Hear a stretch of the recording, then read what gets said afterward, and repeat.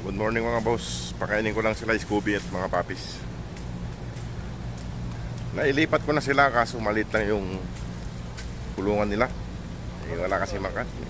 Napanood ko lang kay Idol Joeit yung sinabi niya.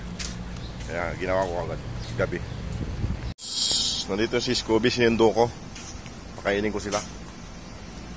Halika na. Sunod ka sa akin ha. Sa mga anak mo. Mga boss, pinakain ko na si Scooby. Bigyan ko rin itong mga papis. Ito oh. Kumain na kayo. Pakain ko na sila mga boss. Dito ko rin na kayo sa kanila. Medyo malawak naman ng konti kung kulungan nila. Ayan o. Tsaka may puno siya. Ayan o. Bala ko rito, yung kagaya kay Idol Joeit, lagyan ng laruan nila rito. Pag nakahanap ng mga materialis. Ayan, tatakaw nila. Oh, yan yung tubig. Oh.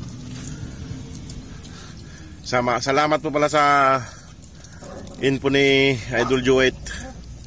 At salamat din sa kasama kong dalawa na nagbuhat nito. Si George saka si Crisanto. Ito yung binuhat namin, George. Mga boss, ang bigat, may higit 100 kilo. Ayan o.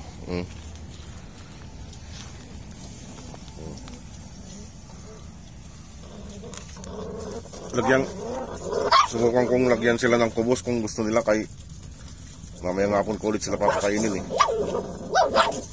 Kaya mag-away oh. May ko lang kubos.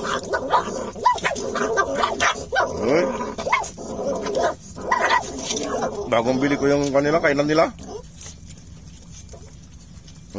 Kumakain din sila ng kubos mga boss. Para hindi kayo magutom. Ayan, binilang ko kayo ng isang kubos. Dito ah. Kasi doon na idol, lininisan na kasi yung kan eh. Baka nang itapon, kaya salamat ako kay Idol Joeit na nag-info sa akin na kwento. Kaya binuhat namin kagabi bago pumasok.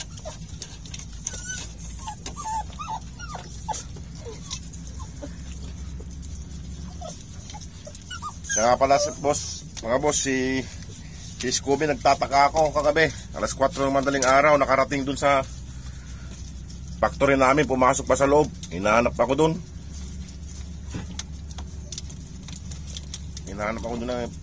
Buti nakabalik siya, layo-layo nun. Paano niya naamoy yung kwan eh, nakasakay kami sa bus. Magaling din talaga ito si kwan eh. Ngayon mga boss, may yung malilim naman dito. Pag kwan, lalagyan ko rin dito ng kwan nila, ng palaruan nila. Pag nakahanap ako ng mga materialis.